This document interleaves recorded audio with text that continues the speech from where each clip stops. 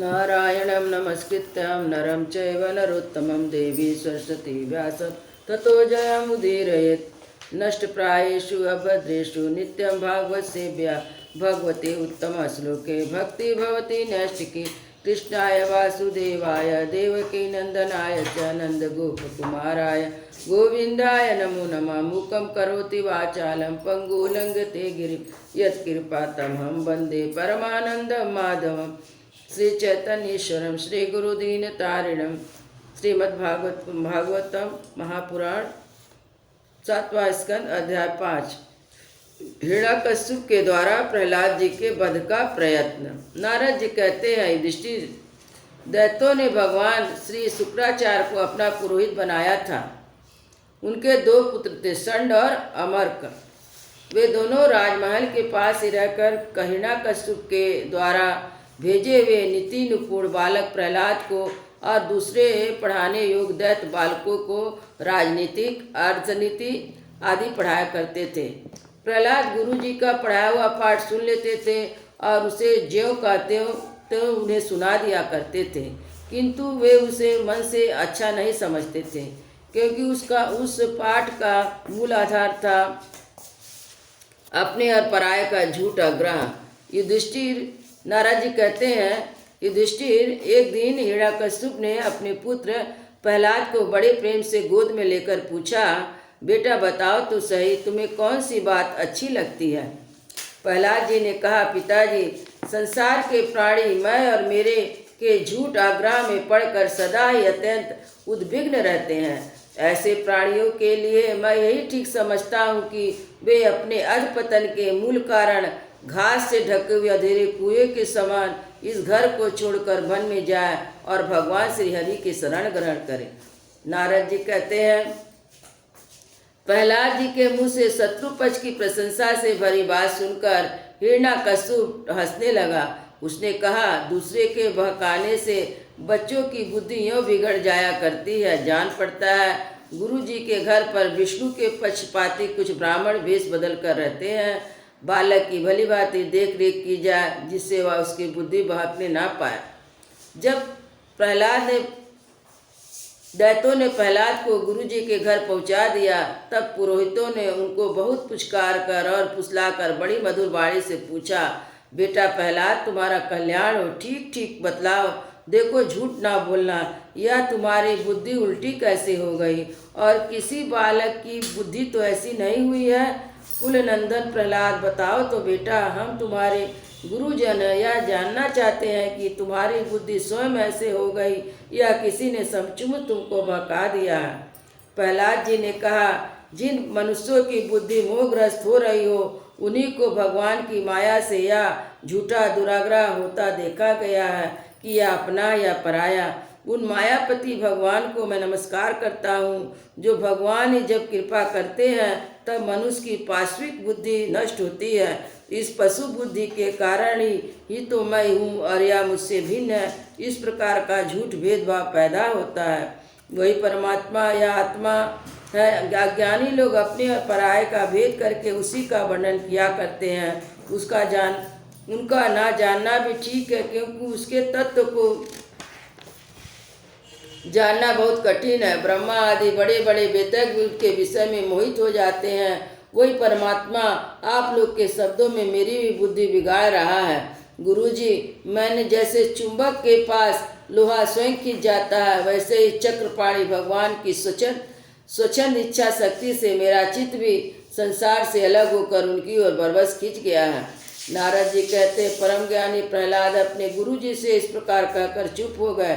पुरोहित बेचारे राजा के सेवक एवं पराधीन थे, वे डर गए। उन्होंने क्रोध से प्रहलाद को झिड़क दिया और कहा, अरे कोई मेरा बेत ले आओ, यह हमारी कीर्ति में कलंक लगा रहा है। इस दुर्बुद्धि को ठीक करने के लिए चौथा उपाय दंड ही उपयुक्त होगा।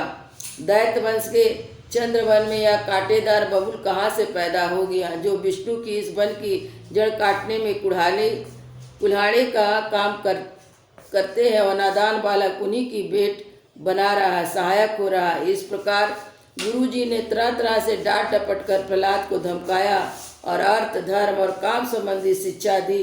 कुछ समय बाद जब गुरुजी ने देखा कि प्रहलाद ने साम दाम भेद दंड के संबंध की सारी बातें जान ली, तब उन्हें उनकी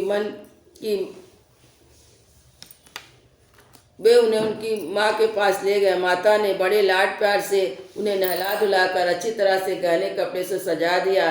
इसके बाद उन्हें हिरण्याकश्यप के पास ले गई। प्रहलाद अपनी पिता के चरणों में लौट गए।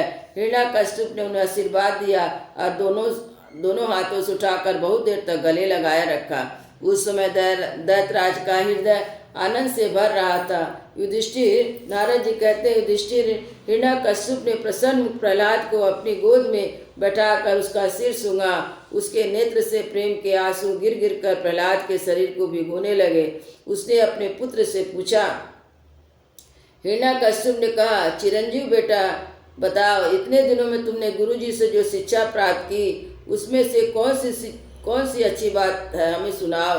प्रहलाद जी ने कहा, पिताजी, विष्णु भगवान की भक्ति 9 वेद है। भगवान के गुण, लीला, नाम आदि का श्रवण, उन्हीं का कीर्तन, उन्हीं रूप नाम आदि का स्मरण, उनके चरणों की सेवा, पूजा अर्चना, बंधन, दास, साख, आत्मनिवेदन। यदि भगवान के प्रति समर्पण के भाव से या 9 प्रकार की भक्ति की जाए तो मैं उसी को उत्तम अध्ययन समझता हूँ। प्रहलाद की यह बात सुनते ही क्रोध के मारे हिरण्याकश्यप के ओठ फड़कने लगे। उसने गुरुपुत्रों से कहा, रे नीच ब्राह्मण, यह तेरी कैसी करतूत है? दुर्बुद्धि, तूने मेरी कुछ भी परवाह न करके इन बच्चे को कैसा शिक्षा दे दी? अवश्य तू हमारे शत्रुओं से आश्रित है। संसार में ऐसे दुष्टों की कमी नहीं है जो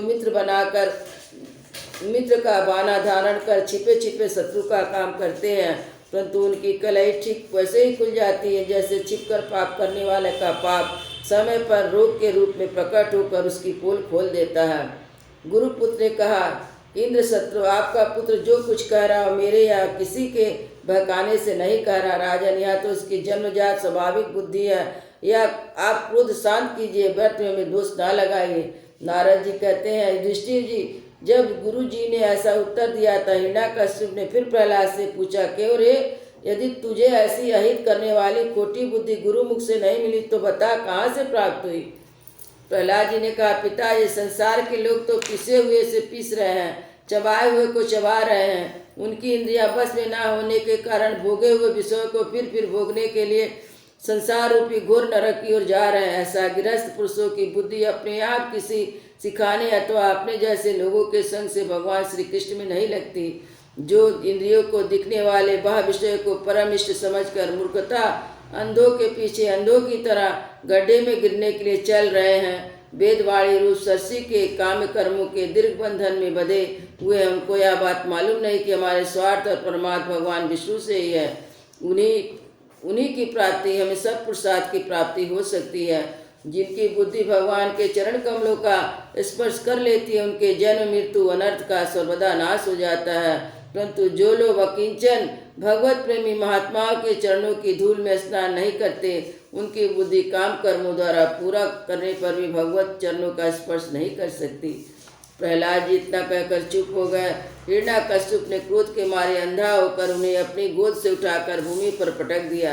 प्रहलाद की बात को वह सह न सका। रोष के मारे उसने क्रोध से नेत्र लाल हो गए। कहने लगा, दैत्यो, इसे यहाँ से बाहर ले जाओ, तुरंत मार डालो। यह ही मारने डालने के योग्य है। देखो तो सही, जिसने इसके चाचा को मार डाला अपने सुहृद स्वजनों को छोड़कर या निज दास के समान उस विष्णु के चरणों की पूजा करता है। हो ना हो इसके रूप में मेरे भाई को मारने वाला विष्णु ही आ गया हो। अब यह विश्वास के योग नहीं है। 5 वर्ष की अवस्था में जिसने अपने माता पिता के दुत्तज वात्सल्य स्नेह को भुला दिया, वह कृतज्ञ भला विष्णु का क्या हित करेगा? यदि कोई दूसरा भी यदि औसत के समान भलाई करे तो भी ये वह एक प्रकार से पुत्र ही है, पर यदि अपना पुत्र भी अहित करने लगे तो रोग के समान वह शत्रु है। अपने शरीर के किसी अंग से सारे शरीर की हानि होती हो तो उसको काट डालना चाहिए, क्योंकि उसे काट देने से शेष शरीर सुख से जी सकता है।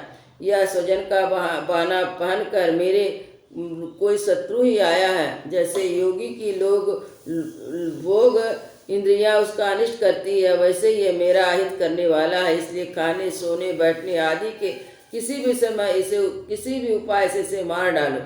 जब हिरण्यकश्यप ने दैत्यों को इस प्रकार आज्ञा दी, तब तीखी दाढ़ वाले विकराल लाल लाल दाढ़ी वाले केसों वाले दैत्य हाथों में त्रिशूल लेकर मारो काटो इस प्रकार बड़े जोर से चिल्लाने लगे।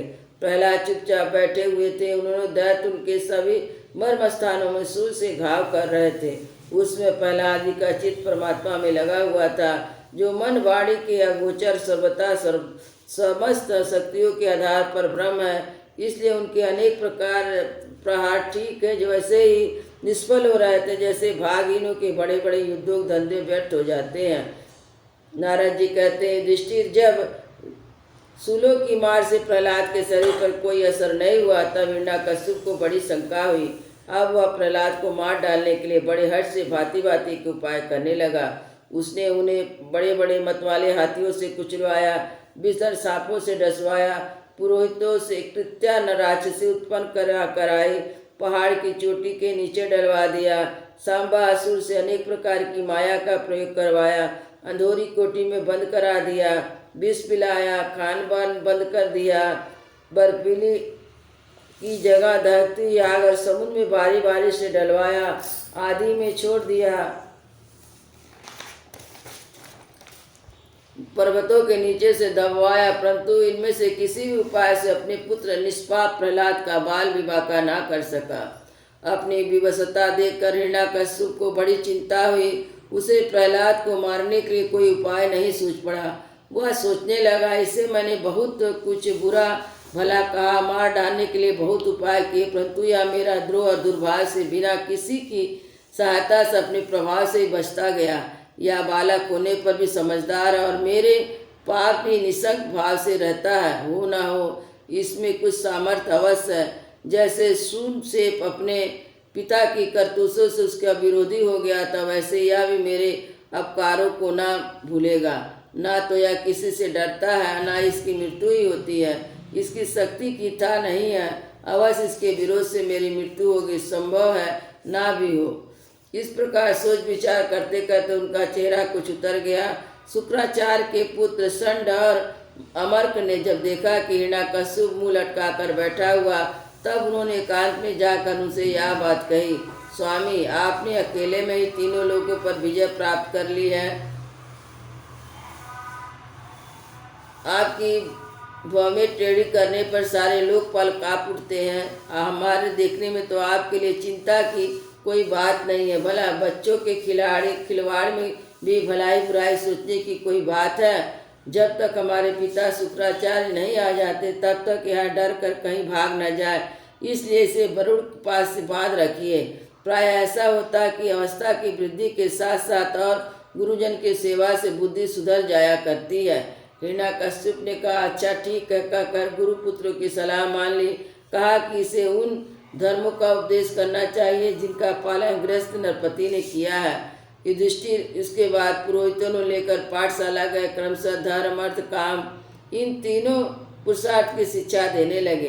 प्रहलाद वहाँ अत्यंत नम्र सेवक की भांति रहते थे, परंतु गुरुओं की अशिक्षा प्रहलाद को अच्छी ना लगी, क्योंकि गुरु जी की केवल अर्थ धर्म और काम की शिक्षा देते थे। यह शिक्षा केवल उन लोगों के लिए जो राग देश आदि द्वंद्व से विषय का भोगों में रस ले रहे हैं। एक दिन गुरु जी गृहस्थी के काम से कहीं बाहर चले गए थे। छुट्टी मिल जाने के कारण सब वयस्क बालकों ने प्रहलाद जी को खेलने के लिए बुलाया। प्रहलाद जी परम ज्ञानी थे। उनका प्रेम देखकर उन्होंने उन बालकों को बड़ी मधुर वाणी से पुकार कर अपने पास बुला लिया। उसने अपने जन्म मरण की गति भी छिपी नहीं थी। उन पर कृपा करके हंसते हुए उन्हें उपदेश करने लगे। युधिष्ठिर, जब वे सब अभी बालक ही थे, इसलिए राग द्वेष परायण विषय भोगी पुरुषों के उपदेश से और चेष्टा से उनकी बुद्धि अभी दूषित नहीं हुई थी। इसलिए और प्रहलाद जी के प्रति आदर बुद्धि होने के कारण उस सब ने अपने खेल कूद के सामग्री की भांति छोड़ दिया।